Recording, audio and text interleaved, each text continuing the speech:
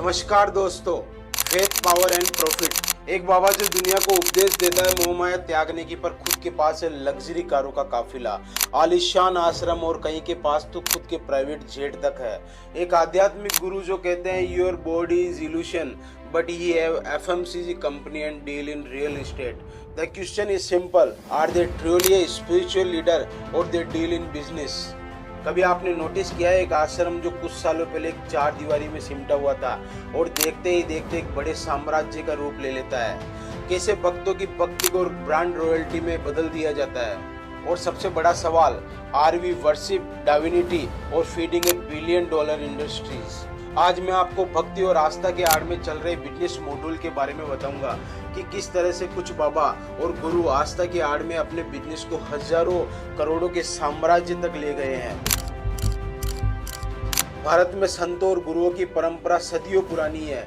ये उन संतों और तपस्वियों की धरती है जिन्होंने भारत को विश्व गुरु बनाया है।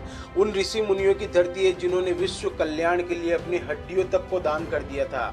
उन आध्यात्मिक गुरुओं की धरती है जिनके भाषण को सुनने के बाद शिकागो की सड़कों पर लोग उनसे मिलने के लिए पागल हो गए थे। लाखों की संख्या में लोग सड़कों पर आ गए थे। लेकिन कुछ दशकों में एक अलग किस्म के बाबा उभरे हैं जिनकी पहचान सन्यासी या धार्मिक गुरु से ज्यादा उनके बिजनेस मॉड्यूल से है। अब खड़ा कर दे उसको, परमेश्वर का आत्मा उसको छुए, यहोवा की शक्ति उतरे, छोड़ दे, तोड़ के मेरे पास, तोड़ के मेरे यीशु जी। किस तरह वो आस्था की आड़ में करोड़ों की कंपनी खड़ी कर एक लग्जरी लाइफ जी रहे हैं। Hindu sovereign nation Kailasa, founded by the absconding godman Nityanand. इस तरह के हर बाबा की शुरुआत एक छोटी सी चार दीवारी में बने आश्रम से होती है। धीरे धीरे भक्तों की संख्या बढ़ती है, धर्म के नाम पर दान देने वालों की संख्याएं बढ़ती है, आस्था के नाम पर धार्मिक आयोजन किए जाते हैं और जहां से बड़ी संख्या में पैसे बटोरे जाते हैं। धीरे धीरे ये आश्रम कई एकड़ में फैल जाते हैं और इनकी हर बड़े शहर और कस्बों में शाखाएं और या यूं कहे तो इनके ब्रांचेज खुल जाती है। धीरे धीरे आश्रम के नाम पर ट्रस्ट खोले जाते हैं जिनमें विभिन्न स्रोतों से पैसा बटोरा जाता है, जिसमें ब्लैक मनी तक शामिल है। आपको पता हो भारत में धार्मिक ट्रस्टों की संख्या लाखों में है, जिनकी संपत्ति अरबों में है। कुछ ट्रस्ट तो इतने बड़े हैं कि वो कॉरपोरेट से भी ज्यादा कमा रहे हैं। और फिर खेल शुरू होता है आस्था की आड़ के में करोड़ों की बिजनेस और अरबों की कंपनियों का, जहाँ इन बाबाओं की लाइफ किसी बड़े सेलिब्रिटीज से कम नहीं होती है।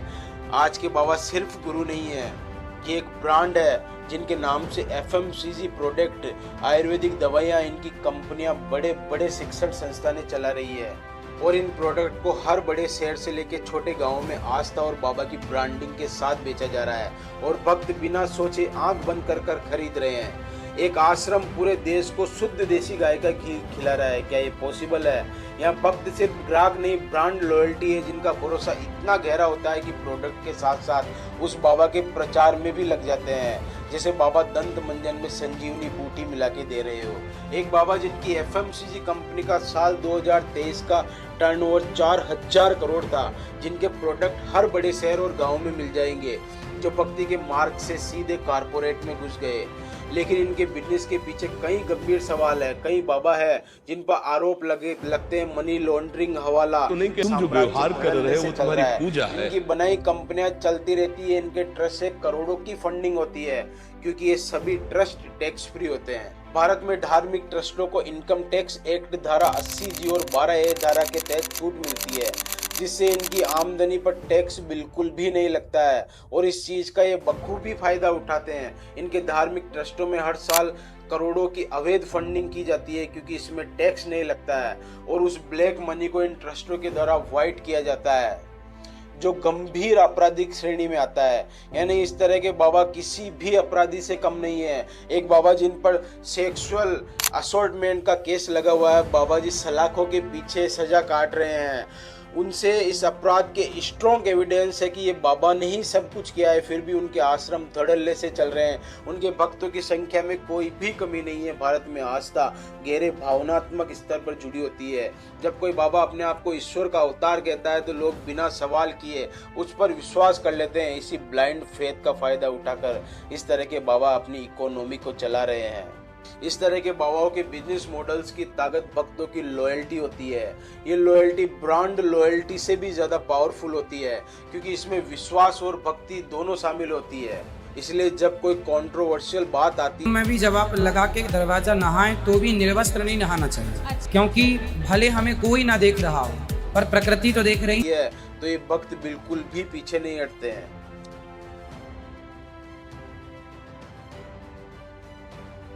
और यही इन बाबा लोगों की ताकत होती है जिसे कोई नकार नहीं सकता है। लेकिन ये ताकत जब अरबों की बिजनेस में बदल जाती है तो हमें सावधान हो जाना चाहिए, हमें इस तरह के बाबा से बच के रहना चाहिए, क्योंकि ये बाबा अपने बिजनेस को चला रहे हैं, ये भक्ति की आड़ में अपना बिजनेस मॉड्यूल चला रहे हैं। खुद आप सोचिए कि एक बाबा जो दावा करते हैं कि वो शुद्ध गाय देसी गाय का घी दे रहे हैं, तो करोड़ों लोग शुद्ध देसी गाय का घी पॉसिबल नहीं है।